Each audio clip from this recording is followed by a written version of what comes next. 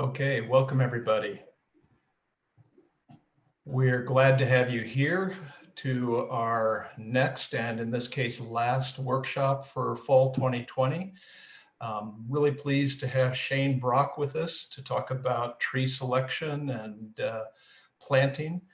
Shane is new to our workshop presentations, but he became a master gardener in 2018 and brought with him a lot of experience as a professional landscaper and arborist. So we're thrilled to have him in the program and as a presenter. This is being recorded and will be available on our new YouTube channel in the future. And those of you who are here now, you'll be getting the PowerPoint presentations and an evaluation mailed to you soon. So with that, I'm going to stop sharing my screen and Shane, let you introduce yourself and get us going. Good morning, everyone. My name is Shane Brock. I'm in my third year of the Master Gardener program, and excited to share with you some of my experience and knowledge with trees in Chico, California. I'm going to go ahead and start my screen share here so we can get started with the presentation. Are you able to see that, John?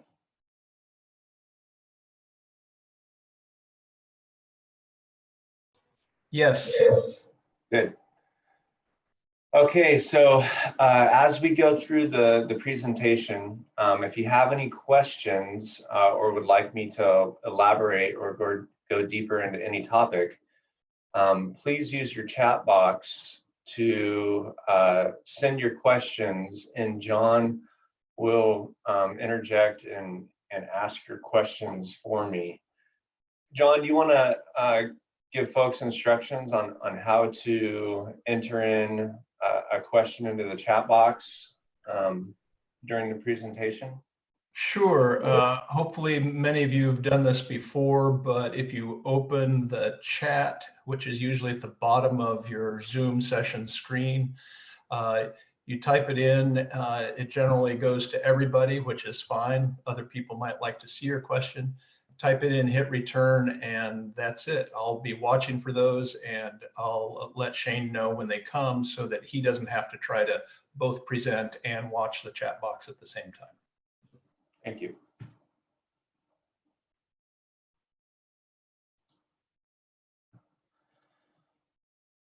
Okay, so I'm in my third year of the Master Gardener program. I joined in 2018, but since about the age of 12, I've been in the landscape and tree service industry in Northern California. Started in Corning. My dad's a landscape contractor and also owns a tree service. And so since the age of 12, I've had a lot of hands-on experience and have developed my knowledge and skills and understanding of our region's landscapes. And through that experience, I've seen a lot of common mistakes and have actually done a lot of learned by human error myself, and made the mistakes myself of planting trees in the landscape and doing some of the things that are commonly not encouraged when planting trees and pruning trees and picking species and placing them in the landscape. So over the past 30 years, I feel very confident in what I'm doing today. But a lot of times we learn by seeing other people make mistakes or making the mistakes ourselves. So what I'm here to do today is share with you from a bird's eye perspective how to choose a tree, how to plant a tree, and how to maintain and care for a tree, and how to avoid common pitfalls that a lot of us make over time. I'm also an ACRT, Certified Basic Arborist. What that means is I'm certified to do all the dangerous stuff in a tree. I do not diagnose or treat diseases in trees. I mostly prune or remove trees. We also design and install landscapes. So yeah, so I've got, you know, a lot of stuff to bring to the table for today's topic. So landscape trees. So what we're going to look at today is we're going to look at the benefits that landscape trees bring to our homes and our society. We're going to look at very basic anatomy. We're not going to go too far down, you know, the science of trees into that rabbit hole. We're going to look at how to choose a location and a species of tree that is correct for your landscape. We're going to look at the correct way to plant a tree, how to prune a tree, and to avoid those common mistakes and pitfalls that I see a lot out in the field. So what are the benefits of landscape trees in the urban forest? I absolutely love trees. I think they provide more to our society and our community, and not just aesthetically. They bring a lot of health benefits. And so, you know, some of the things they do is they reduce pollution, and not just air pollution and carbon. They also help reduce noise pollution and you know, and they create privacy, and along with that, the trees over time can create energy savings if planned properly. They can help both cool and heat our house, and I'll talk about how they can help heat our house.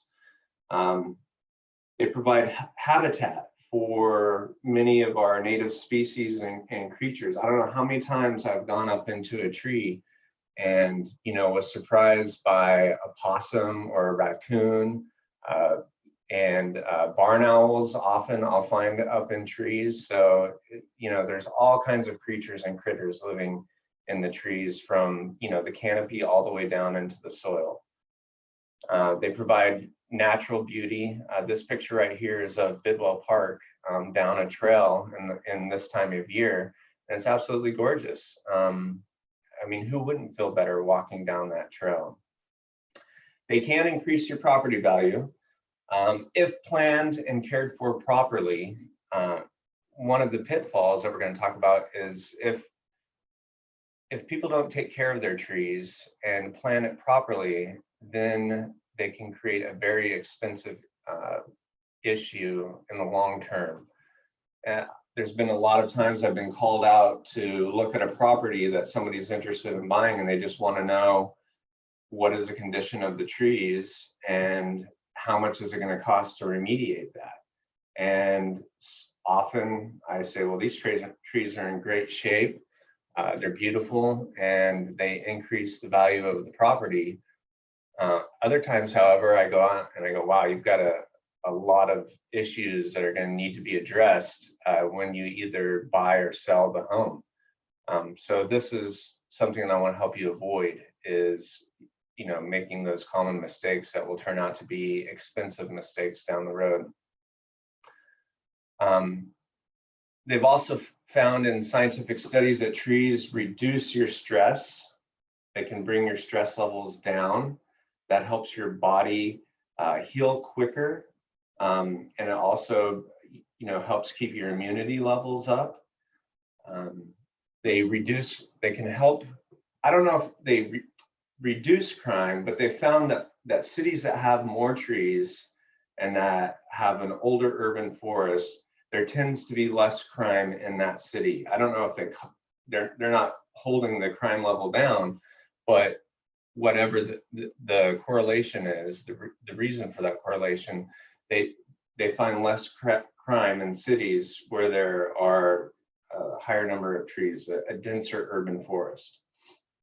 And finally, you know, trees provide us with food. We live in Northern California, where there is a lot of nuts and fruit, and that's a huge part of our economy. And we can bring that into our home, and by planting fruit trees or nut trees, we can enjoy that as well. So next we're going to talk about just some real basic, science of trees. I'm not going to get too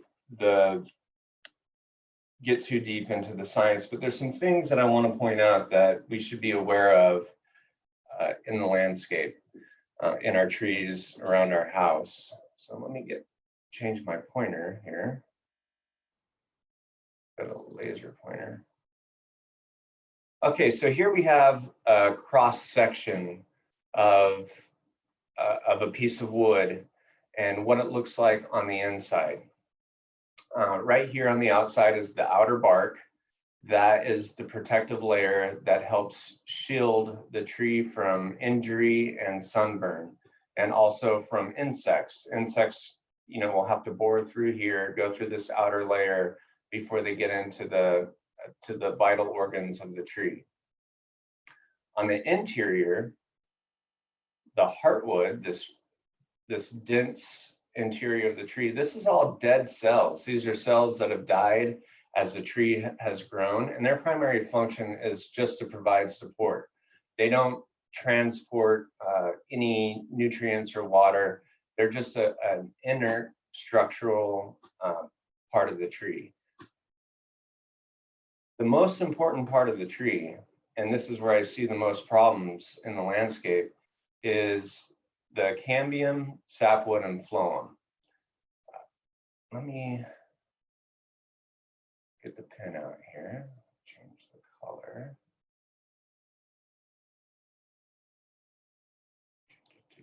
Green. So that's this section right here. Can you see that, John?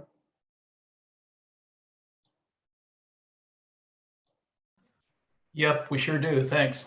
Okay, so that little section it's not very thick. It's, the cambium is like as thin as a piece of paper. And so on a mature tree, it might be, a quarter of an inch to a half inch thick. This is what's doing all the work. It's like a highway. Think about it as like I-5 that goes, through the center of our state. And that is sending up nutrients and water from the roots, and then it's sending down all the sunlight and the energy that's being collected by the leaves at the top. So that main highway is the major organ of the tree, and it's a very thin layer that goes around in a circle up the trunk and then out the branches. So if this is damaged, let me get my laser pointer out here again. So if we damage this small area on the tree, it's like shutting down I-5. So what you've done is you've stopped the traffic and the flow of everything that a tree needs from the top or from the bottom. Now, a small wound, a tree can recover quite quickly, but if we're wounding the entire circumference of this tree, then the tree is going to have some major issues. It's actually going to start cannibalizing itself from the top down, because it can no longer get what it needs from the bottom. It's going to start cannibalizing its carbohydrates up at the top. So this is something I want you to be very careful with in your home landscape trees, and think about long term is, the best way to protect that outer layer of tissue. And the main injuries and wounds that happen on a tree are from sunburn. Very, very common in our area. We get really hot summers, and when a tree is young, they're very exposed to the sun. So, just like us, that tissue can burn because they haven't created that outer layer of bark yet. So there's ways that we can help prevent sunburn. There's mechanical wounds. I see this very frequently. A string trimmer at the bottom of a tree where there's lawn growing up to the edge of it, being weed eated and, over years, just continues to damage all the way around this tree year after year after year.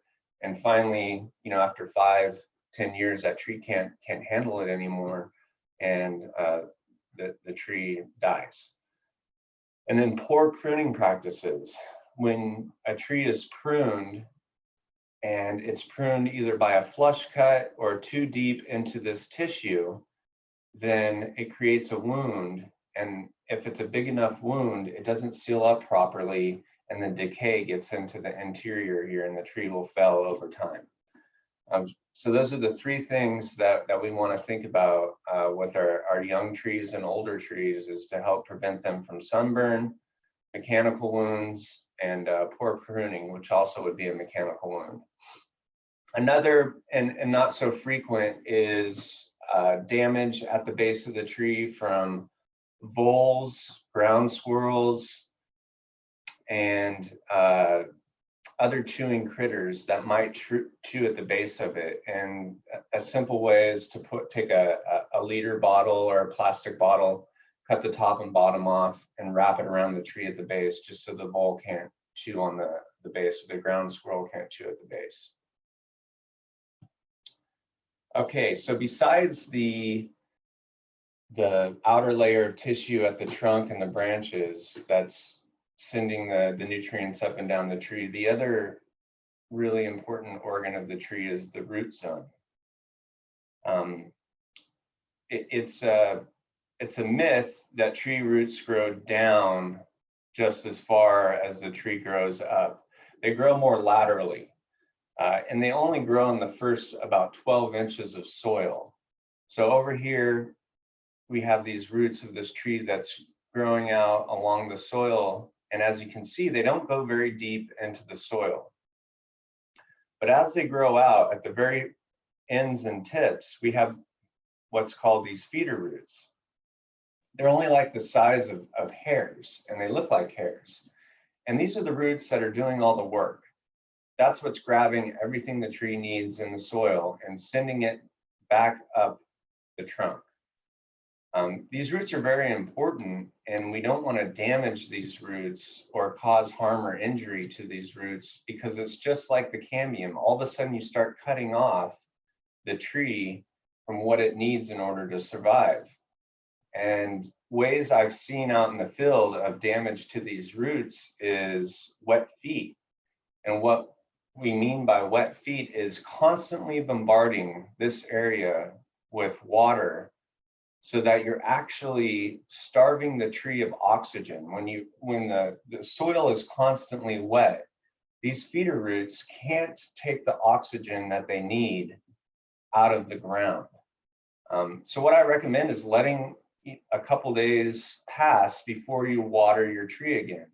Or better yet, just deeply water your tree once or twice, maybe 3 times a week when it's young.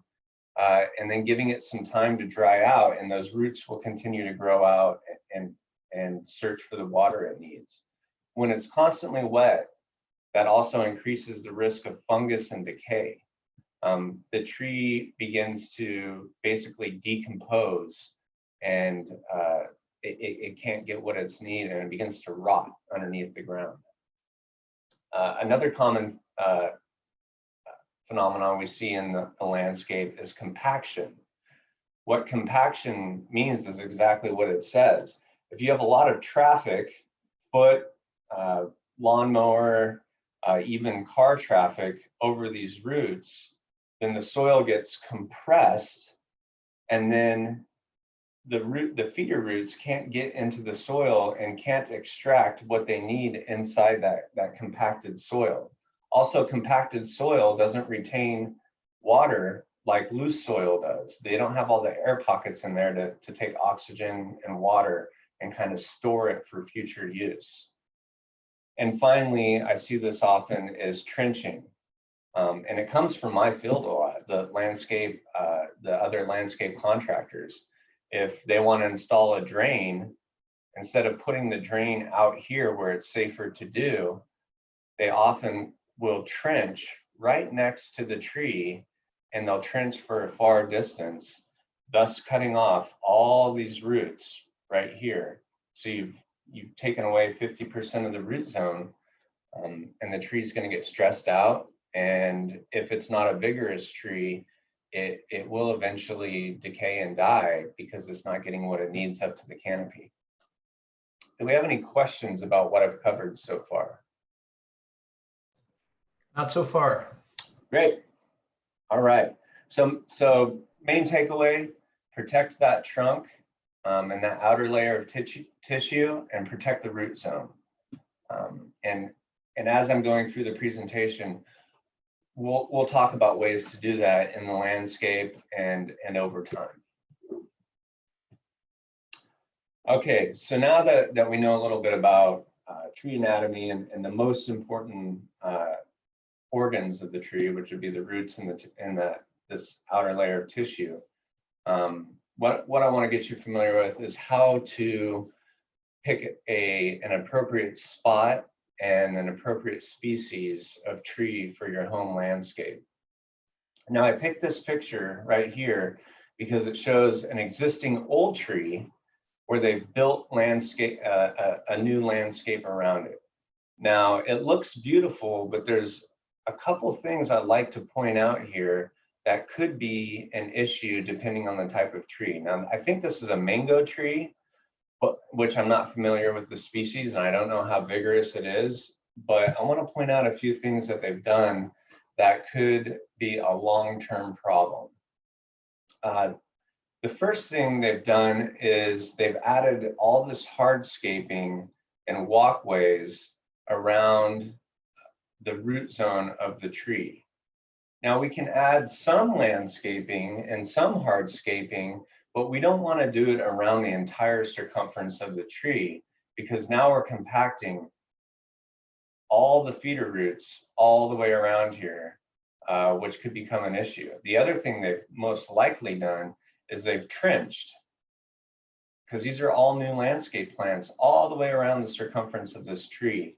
I'm not sure how close they went. It's pretty close to being within the critical root zone. But these are things you want to think about when installing landscaping is, how do I build my landscape so that it's not going to hurt one of my most valuable assets, which would be this, mango tree in the backyard. And finally, what they've done is they've taken the deck and they've taken and built the deck right up around the edge of that protective layer of tissue of the tree.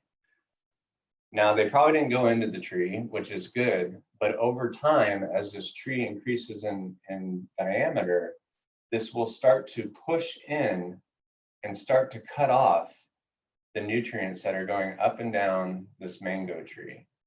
This was probably the biggest mistake they did, unless they plan to keep cutting this deck out over time, to give that tree space.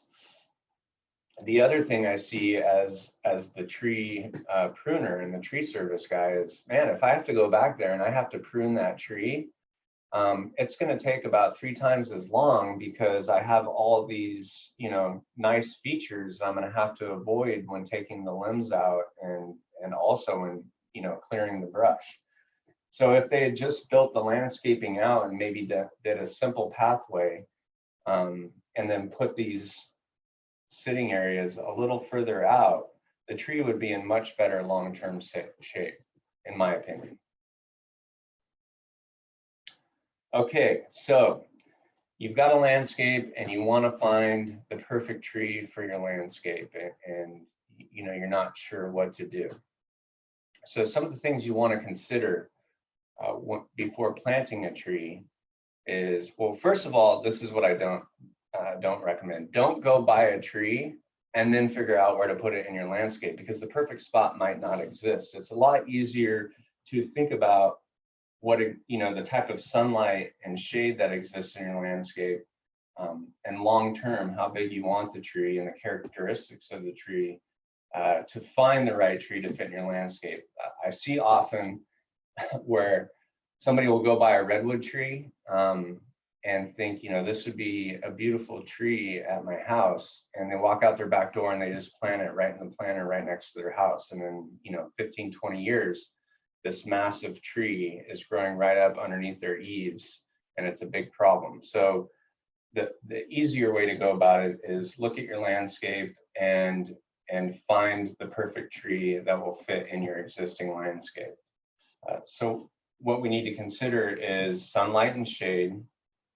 You want to know where all your existing utilities are. This is your septic tank, leach line, sewer line, underground communications, electricity, and gas, and then your irrigation. So these are things you want to think about. You know, what goes underneath the ground and overhead before putting a tree in. Also common in our region is defensible space, especially if you live in the foothills or, you know, just outside of Chico or even next to Bidwell Park. You want to start thinking about defensible space for wildfires. This is a real concern now, and we need to start planning for that. You want to think long-term of your current landscaping. How would you like that tree to fit in and enhance your landscaping and enhance the value of your home? So here we have a graphic, and this is a graphic for energy efficiency.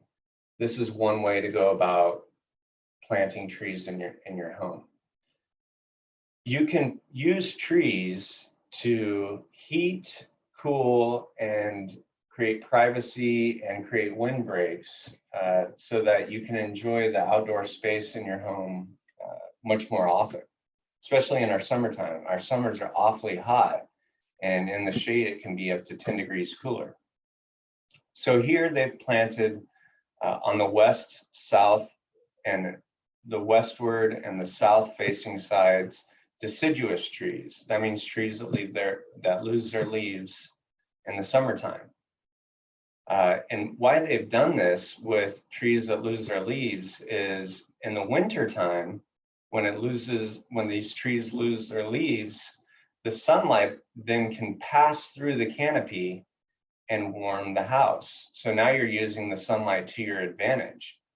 In the summertime, the tree shades the house and also creates a more shaded landscape. So then you can spend more time outside. You know, when it's 100 degrees out, it might be 90 degrees underneath the canopy. In the back here, what they've done is they've planted conifers or evergreen trees. These are trees that are going to help prevent the winds, you know, cold winds or even the warm winds from blowing into the landscape, and you can get outside more often. In the front here, they've placed smaller trees that help shade the AC unit and the windows and the sunlight from passing through. And then they also might lose their leaves in the winter, so you get that sunlight in the winter time going through, passing through your windows.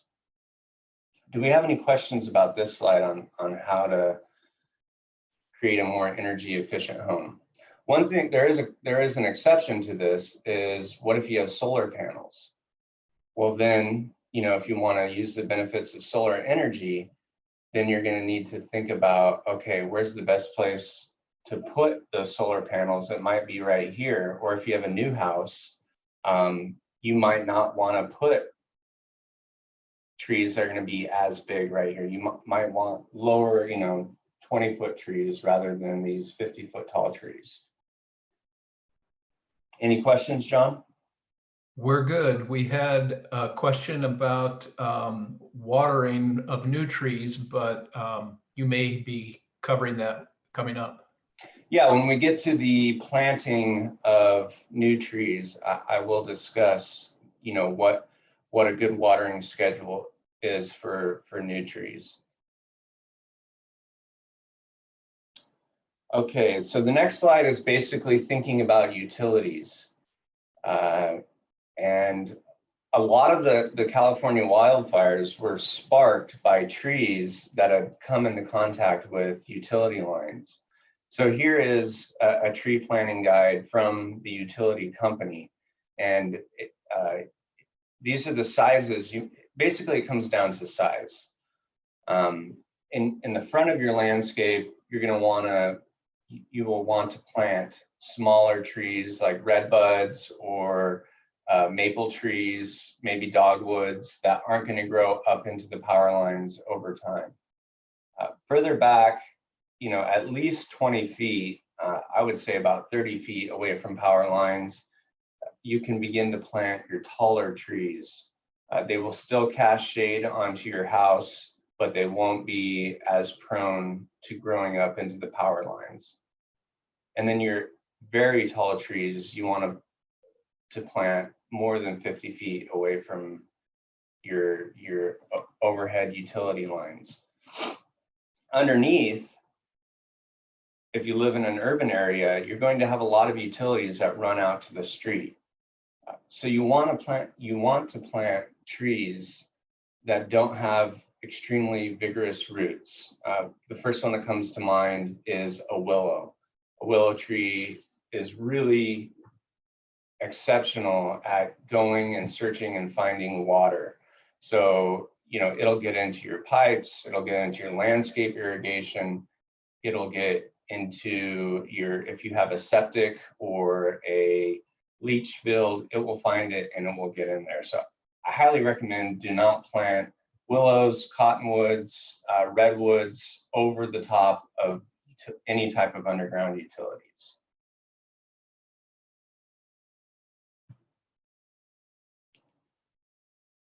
So our last slide is defensible space. There's a lot of graphics out there for defensible space, and I really haven't found one that I think really shows a good example of what defensible space is. In my opinion, I think even this graphic is too forested. And defensible space is kind of thinking the exact opposite of energy efficiency. You want to start moving your vegetation further away from your house.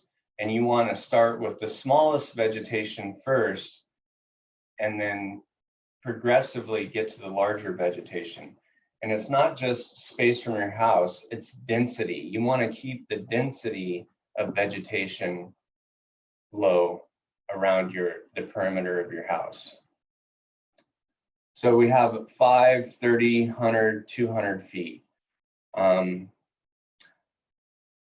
What I've seen a lot, and I still see it today, is a lot of trees growing up very close to the house with branches touching onto the roof, the sides of the house, and full gutters with pine needles and oak leaves.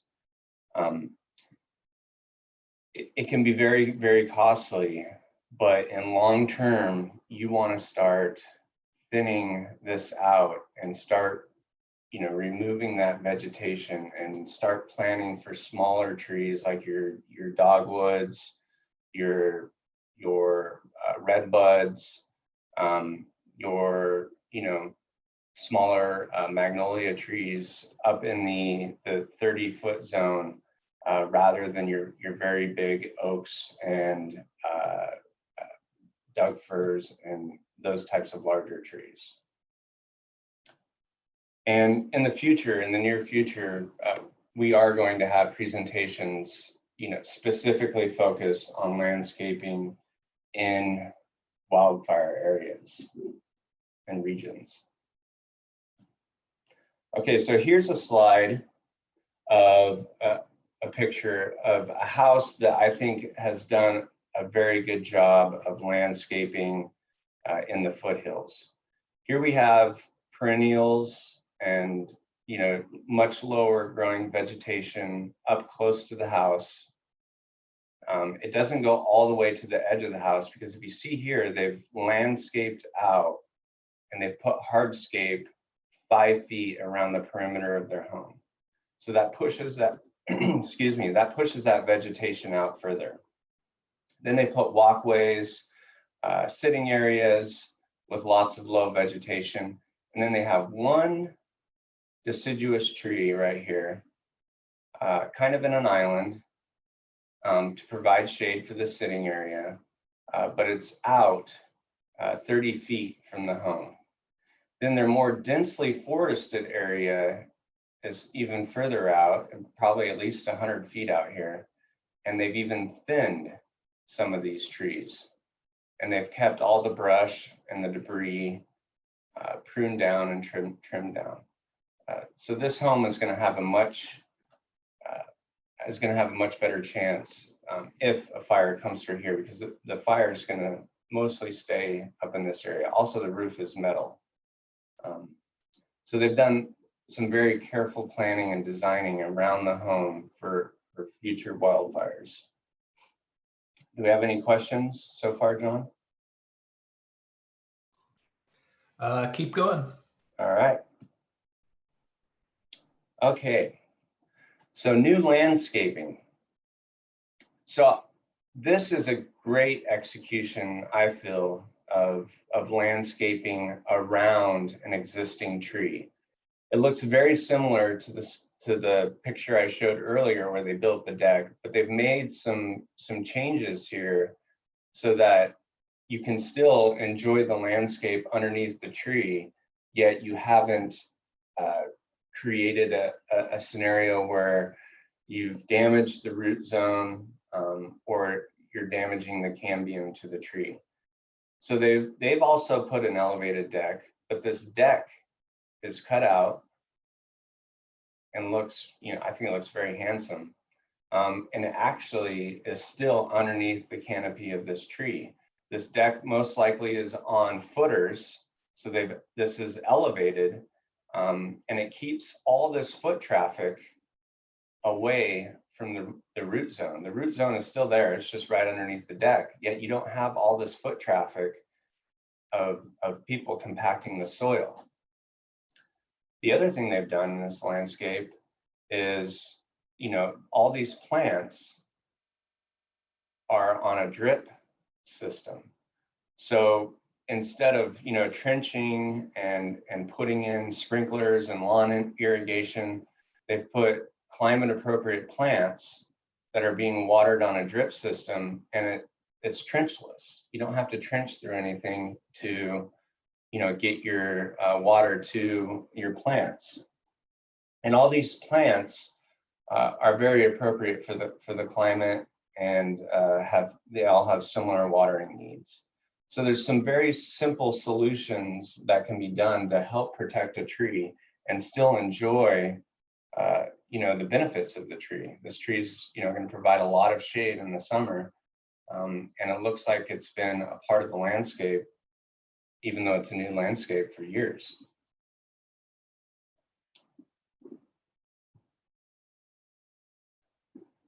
Okay, so now you've thought about,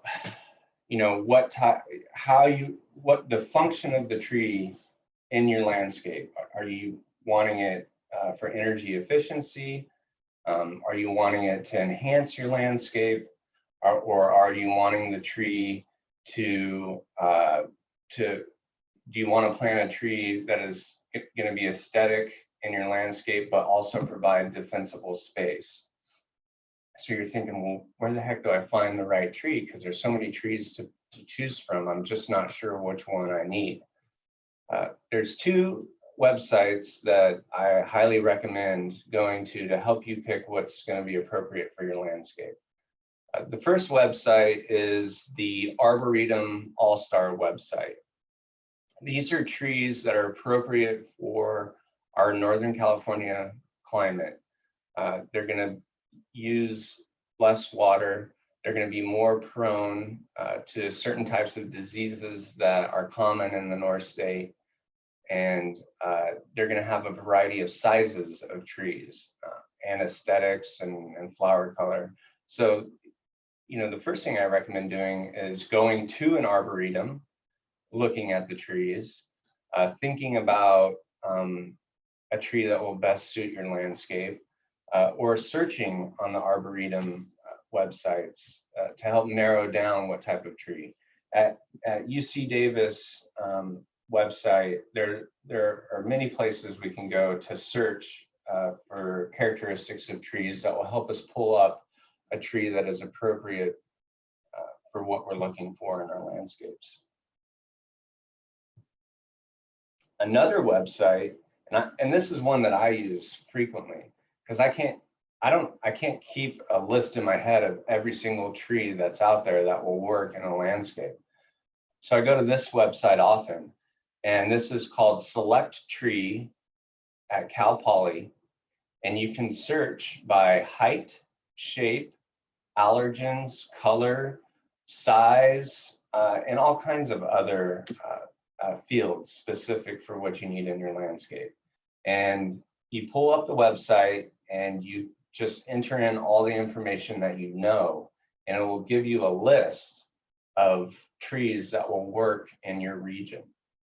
I think this is probably my favorite website out there right now for really narrowing down what the best tree is going to be. Okay, so if we're thinking that you've thought about where you want to place your tree and the function it wants to serve, and now you've found the tree that you want, now you have to go out and buy a tree. So we're going to talk about next is characteristics of nursery stock and things you want to look for when you're buying that tree in the nursery. Okay, so when you go out to a nursery, you can either buy, a small 5-gallon tree, or you can buy up to they're called number 600 trees. And these are trees that are basically mature that have been excavated out of the ground, and then they get sent to you on a semi truck. What we recommend in the landscape industry and in general is that you buy the smallest tree that you have patience for.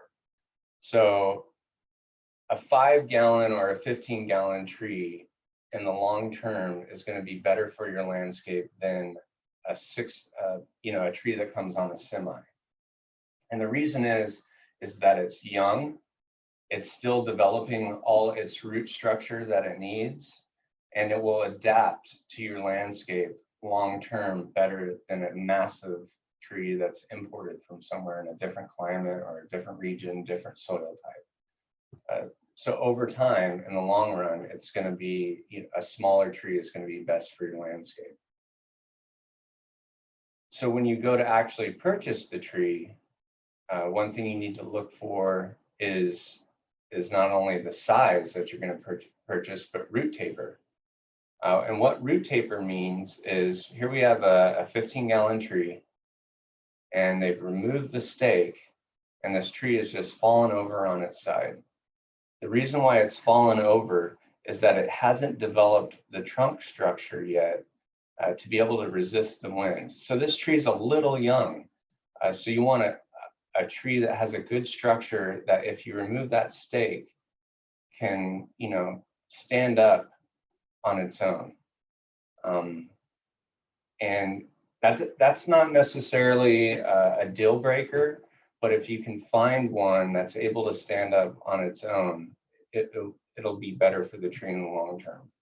Because it's be nice and rigid and withstand the wind and the outdoor elements better. The other thing you want to look at when purchasing a tree is the root ball. This tree right here in this pot has been pulled out, and it's a little root bound. I actually look at this and I think, oh, it's not that bad. This is an easy remedy because we can take and we can correct this quite easily. But what happens, the issue is if you take this tree out of its pot and you put it directly into the ground without addressing any of the issues going on here, these roots are going to continue to grow in a circular manner. And like a boa constrictor, it's going to begin to choke out those highways that we talked about that go up and down the tree and create issues in the long term. These roots will not straighten out on their own. They just keep growing in the direction and increasing in diameter over time. And so that they begin to choke themselves out is what happens. So how we fix this, if it's minor root bound like this, is you can actually just rough this up and clip these roots back, and the tree will grow new roots that grow straighter into the ground in a lateral way instead of, circling around a pot. Any questions so far, John? We're good. All right. Am I going too fast? No, I think the pace is fine. Yeah, keep going. All right, great. So as a landscape contractor and as a word of advice, I would not go bigger than a 24-inch or number 25 tree if you can wait. It's going to adapt to your landscape and your soil type much better. If you go with one of those really large trees, if you can afford it and you buy a large tree and have it shipped in from somewhere, what happens is they actually cut off all those critical roots for the tree in order to transport it, because there's no way they could possibly move an entire tree with its entire root ball. It's just not economically feasible. So they cut all those roots off, they burlap it, and then they ship it, and then they plant it. And the tree is going to get really stressed out, and it's going to start to cannibalize itself until it can grow new feeder roots. That's basically what happens. So the younger the tree and the more vigorous the tree, the more successful it will be. Now there are some exceptions. Certain trees are much better at being dug up and transported. Some of those trees will include olive trees and palms, just off the top of my head.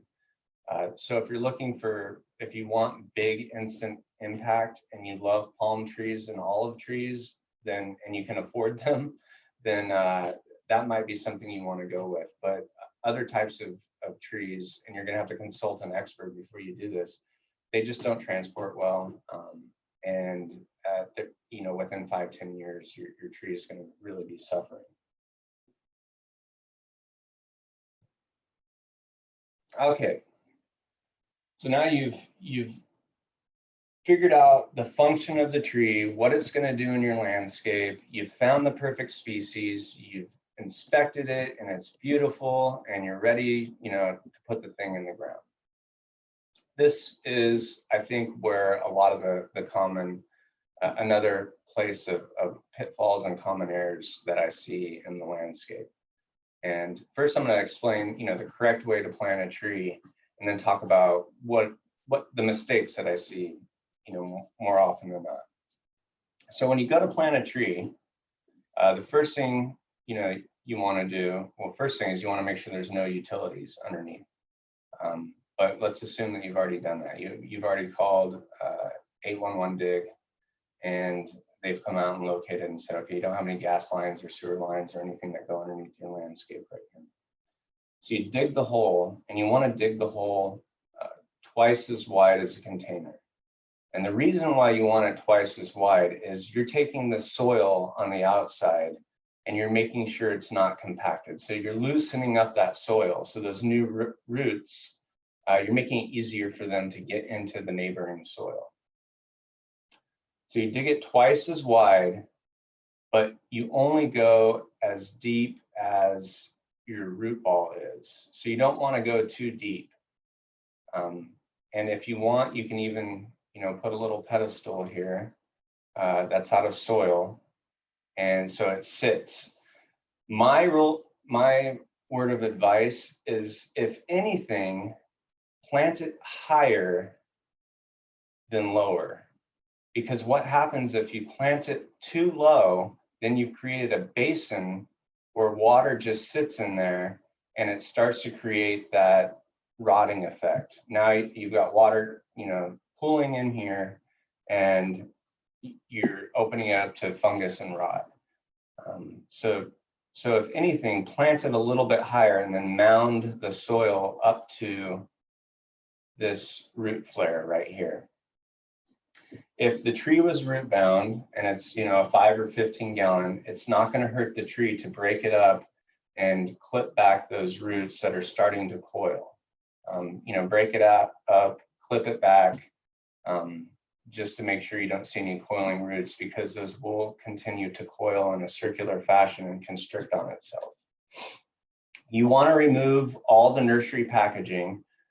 So of course, if it's wrapped in anything, if there's a bamboo stake next to the tree, take that out. Clip all the tree tape off that's on it. You want to look for any broken branches. Only clip out dead or broken branches. Don't take out these young branches. And I'll get into why it's important to keep these really young trees. In fact, if you buy a tree, I would suggest buying a tree with as many branches on the trunk as possible. Those little branches provide a lot of protection to that trunk. And when a tree is young, we want to protect that really young, tender highway that's sending up and down all the things that the tree needs in order to survive. So think about protecting that. Staking. You want to put stakes into the ground away from the trunk. I would say about your arm's length. And you don't want it to go more than 3/4 of the way up. And the stake is simply to provide a little bit of support. It's not designed to support the entire tree. It's just designed to help keep it up until its roots start to get into the soil. You actually want it to kind of flutter in the wind a little bit. It's the tree can I call it doing push-ups. If you allow the tree to sway back and forth, it's going to start developing resistance to the wind and a stronger taper and structure to that trunk. So you don't want these ties to be so tight that it's doing all the work for the tree. You want the tree to develop its own resistance to the wind. These stakes should only be there for one season. I see this. I could probably walk out the front door and go to 2 or 3 houses and still see stakes that have been in the ground from a tree that's been there for 10, 15 years. This in the long term is a big issue, and I'll show you why. But my advice is to take these stakes out as soon as that tree can stand up by itself. The tree stakes also provide a little bit of protection from lawn maintenance if it's near the lawn. It prevents the riding lawnmower driving over this root zone and the weed trimmer from trimming right up around here. So they provide a couple functions, but they should only be there for no longer than a year. Let's go back to the soil. So when you're planting this tree, you've done it. You've dug a hole twice as wide, just as deep as the root ball. You will want to leave this root crown. You'll want to pull all the soil back from this root crown just to where it starts to flare out. When you put your mulch back in, we recommend 2 to 3 inches of mulch. They actually show it in this diagram going all the way up next to the trunk. You actually want to leave it back here. The mulch is only to help prevent moisture from evaporating. But if you pull it all the way up to the tree, then you're actually going to start promoting decay because you're retaining moisture along this sensitive root crown. And you don't want to do that. You really want to protect this root crown right here. One other thing you can do to help prevent moisture from flowing away from your tree is to build a ring, a couple feet on the outside of your hole, so that when you put the water in here, it just doesn't flow back out into the outside into your landscape. It'll stay in here and then it'll drain down into your new hole.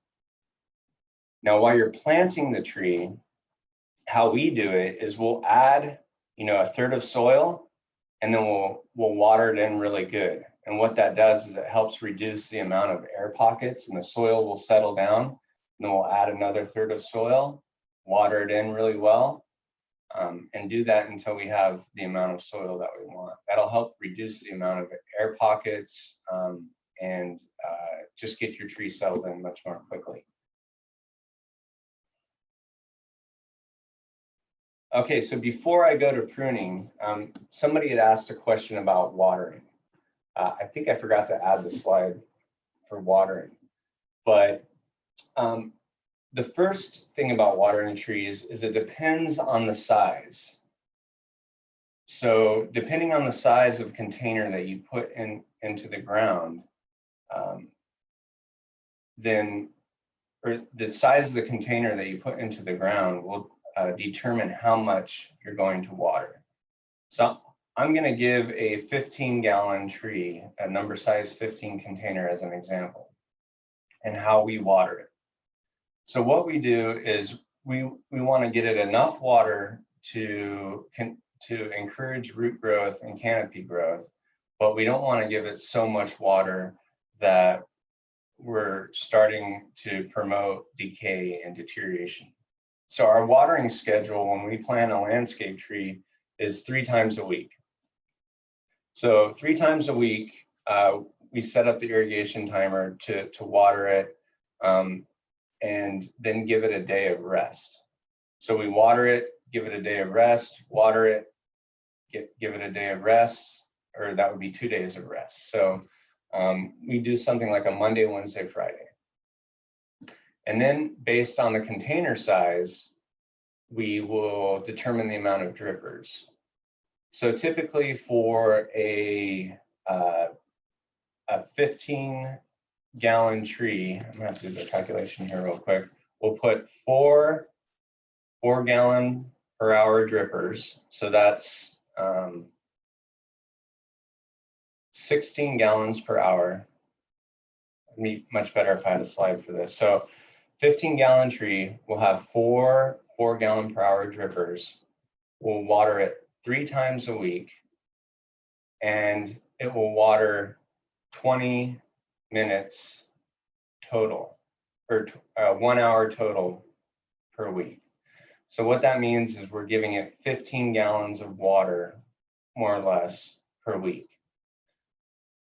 So we're spacing that out over time. So Monday, Wednesday, Friday, 20 minutes at a time, 16 gallons per hour. Another way you can look at that is if you don't have a irrigation system, is that's 3 5-gallon buckets a week. You shouldn't be watering your tree more than 3 5-gallon buckets per week if it's a number 15 container. So you can go out there on Monday with a 5-gallon bucket, pour it on the tree, wait until Wednesday, take a 5-gallon bucket, pour it on the tree, then go out there on Friday, 5-gallon bucket, pour it on the tree. And what that does is it provides enough moisture for the tree to use immediately, and then it encourages new root growth to go out into your existing soil and find where your irrigation system is. The worst thing you can do for a tree, and I see this in Chico quite a bit, especially if you have clay soil, is water it every single day. The water is going to get up and sit in that clay soil. It's not going to drain out, and then you're going to start to have root decay. I see that. I go out and I take a look at trees, and people say, I've been watering it every single day, and it looks terrible. And the first thing we do is we reduce the amount of time and give it a day or two to dry out between waterings. Not dry out completely, but just not be mucky wet. Shane? Yeah. Before you go on to pruning, and you were talking about clay soils a minute ago, a question came in about when you have poor quality soil, should you amend it when you first plant? Great question. And My recommendation is no, plant a tree that is fit for your soil type, because eventually it's going to run out of amended soil, and if you amend your soil, it's going to grow vigorously, and it's going to use up everything that's in the soil that you amended, and then it's going to hit the clay soil. And then it's developed this really vigorous root system in a very small area. Then it's going to hit that clay soil, and then those are going to be, it's going to create issues in the long term, where all your roots are going to grow on the surface. And it's just, it won't be a healthy tree in the long run. Better yet is to choose a tree that will grow and prefers clay soil. And if you're looking for a tree that's suited to those types of soil, then you want to go on that Select a Tree website to look at your choices for clay soils. Because I know on the it would be the north side of town over there behind East Avenue, there's all kinds of new houses back there, and there's very specific trees that will grow well in that type of soil, and then there's types of trees that are just going to struggle. You want to stay away from your birches, your redwoods. They're just not going to succeed there. Okay, and then back also continuing with water, a question about your example of 15 gallons per week. Is that true year round, or do you change your watering at all if you're in the summertime or you've planted, just before the hot weather comes? Great, yeah, so that's a good question. And the 15 gallons per week is for the summertime. So you would decrease that over time as you get into the winter, because it's going to be cooler, the tree's going to be going dormant possibly, and you want to gradually decrease that. Now, however, there are exceptions. Some trees just are more thirsty. So you might find that you need to increase, maybe another 5-gallon bucket. But if you're increasing it, only increase it on the days that you're watering. Don't increase the amount of days. So if you find in the summer that you're needing to, if you give your tree a 5-gallon bucket, and within 2 weeks of planting it, it hasn't started to stand up.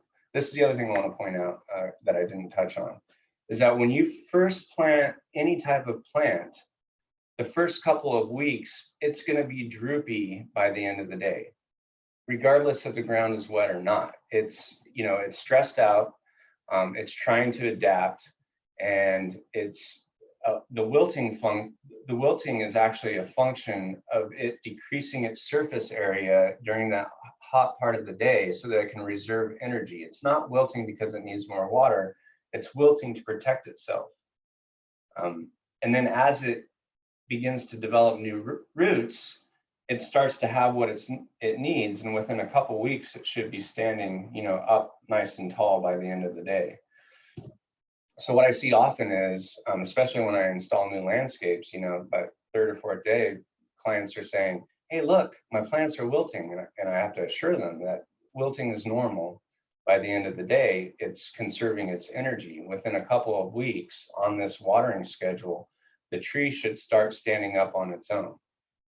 So after a couple of weeks, if you find that the tree is not standing up on its own, there's two things you want to check. Is it drying out? So, is the water still mucky on your days off from watering? And if it's not, then you might want to increase your water. If on the days off, if that water still, or if that ground is still really wet and mucky, if you reach down there and you can squeeze water out of the soil, then you're overwatering. The more often than not, I see people overwatering and killing their plants.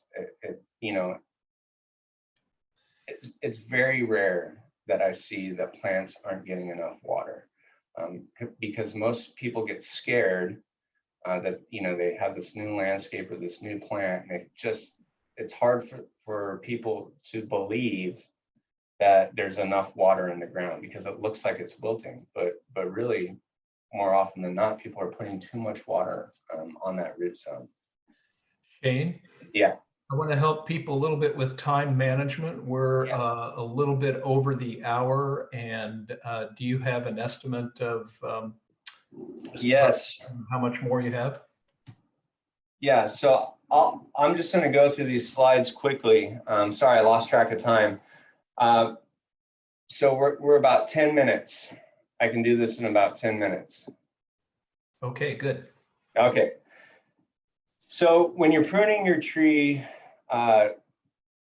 getting to the basics is less is more, and you're wanting to prune to make sure that you just want to take out any diseased or dying branches and train it to grow around structures. And if you're not sure, consult an expert, because pruning is really important to maintaining the longevity of your tree. And you can look at this slide in the future. You can get the actually get the PowerPoint. Kay is going to email this out. One thing that I highly recommend against is topping a tree. Topping is just indiscriminate cutting.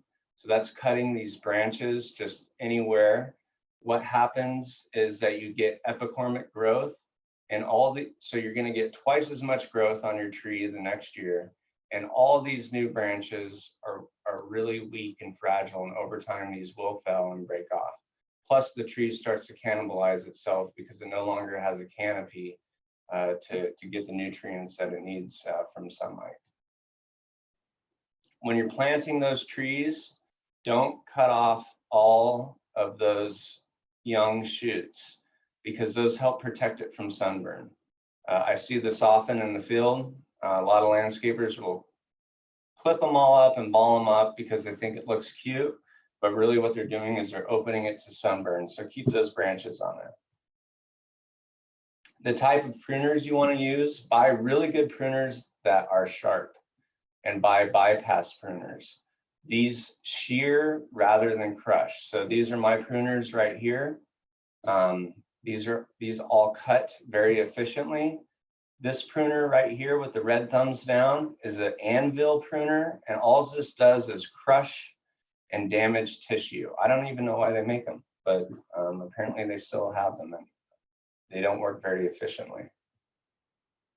So sunburn, how do you protect your tree from sunburn? Here is a maple tree that's out in the field. It's destroyed all that cambium that sends nutrients up and down the tree, and it wasn't protected. Very simply, to protect your tree, paint the trunk up to the branches, up to where the canopy starts, with white latex paint. This reflects the sunlight away from the tree and will help prevent it from sunburn. Also, as long as you can, leave those little branches down here and just prune them up over time as the more the rigid bark begins to develop on the tree. Stakes and ties, not removing your stakes and ties. Here's a tree stake that was put in with this redwood. This was at a client's house where it was never removed, and the tree is actually growing around the tree stake. That right there is gonna start to decay, and now it's decaying all around the bottom of this tree, this is a critical point right here. The wind blows, if this decays too much, that tree can fail. Here we have a tree tie that was put on a tree, and it was never removed, and it's cutting off all the nutrients and that highway that goes up and down the tree. So it's basically starving the upper canopy of the tree. So remove those ties, remove those stakes after a year. I also recommend using wooden stakes rather than metal stakes because they're easy to get out of the ground. A lot of times people will put metal T-posts in the ground. Those things are almost impossible to pull out. So they leave them because they can't get them out of the ground. A wooden tree stake, the reason why we use these is you can at least break it off at the ground so that it's underneath the ground and it won't be consumed by the tree over time. Root flare. Here they've installed some landscaping 3 feet above the root flare. And so what's happening is this tree was rotting all around that root flare. The root flare is where it starts to begin to curve out into the ground where those main structural roots are. We want to protect this root flare so that we can, we don't start rotting that highway that's going up and down the tree trunk. Here we have a landscaper who's about to plant a burlap, and he's exposed this root flare before planting to help prevent it being covered up in the new landscape. We want to keep that exposed. Dig the dirt away down until you see those first lateral roots, and then just mulch a little bit out here, and the tree will adapt, and it will develop a nice root flare that won't get covered up. Wet feet. This is another common mistake I see in the landscape. You put a tree in the lawn, you keep the root flare covered up, water sits, and it's probably planted too deep, and the water just sits in there. Plus it's probably getting watered every single day because it's new sod. The roots are going to start to decay and rot, and then you're going to have a tree failure or a tree that just dies. Here's a better example of how it should be planted. It's got a ring. The mulch is a few inches away from the root flare. The root flare is exposed, and they're just putting a hose on it probably 3 times a week to saturate the ground.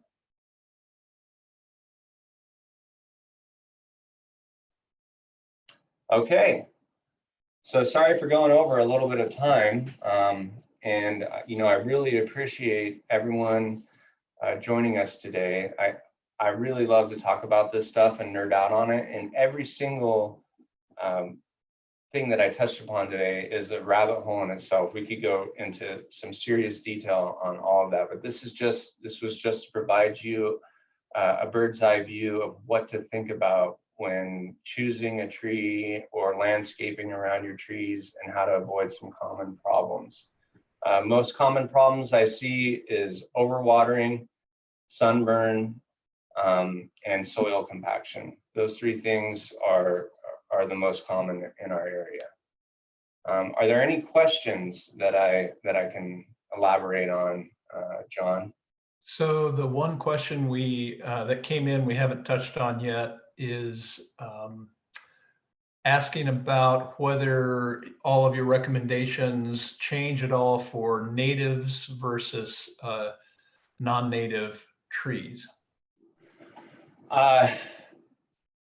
That's a great question. And I actually don't have 100% answer on that. What I recommend for any tree, any young tree is going to need water throughout the season. There's not a plant out there that we could just put in the ground and walk away from and not water. What I would recommend with natives is after a season to really, you can drastically reduce the amount of water it's getting. What we do when we install our landscapes is we separate our natives and highly drought tolerant plants on their own zone, so that it's easier to reduce the amount and frequency of water that they're getting, over a couple seasons. And so they're not being watered at the same time as more water or more thirsty plants.